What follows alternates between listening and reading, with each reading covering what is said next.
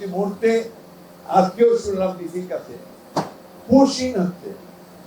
Pushing মানে কি বোঝেন? ভারত থেকে লোককে জোর করে ঢুকে দেওয়া হচ্ছে বাংলাদেশ। সেই কবে হয়তো কেউ গিয়েছিল, তাদের আত্মীয় স্বজনরা ছেলে মেয়েরা কেউ ছিল, তাদেরকে ধরে এখন আবার এখানে ঢুকে দেওয়া। এতদিন এইগুলো তারা করে নাই।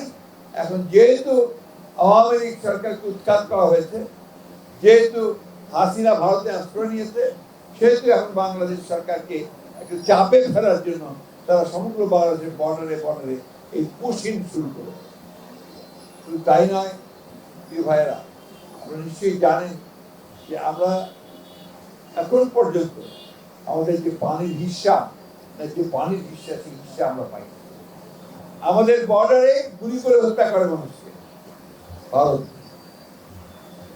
এই যে ভয়াবহ একটা অবস্থা, এই অবস্থা থেকে আমরা বের হয়ে আসছি। এখন আমাদের সামনে আমরা আশা করছি আল্লাহর হুকুমে লন্ডনে যে মিটিংটা হয়েছে, এই মিটিংয়ে আপনার প্রধান উপদেষ্টার সঙ্গে আমাদের নেতা জনাব তারেক রহমান সাহেবের যে আলোচনা হয়েছে, সেই আলোচনাতে একটা নির্বাচনের তারিখ আপনার ঠিক হয়েছে, যে সময়, তারিখ করবো না, সময় ঠিক হয়েছে যে ফেব্রুয়ারি মাসে আপনার নির্বাচনটা হবে। নির্বাচনটা হলেই তো সব শেষ হয়ে যাবে না।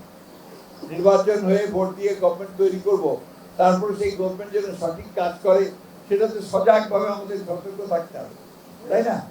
আর আমরা যে ভোট দিব সেটাও তো আপনার আমার চেয়ে ভালো জানেন, ওটাও তো পবিত্র আমানত।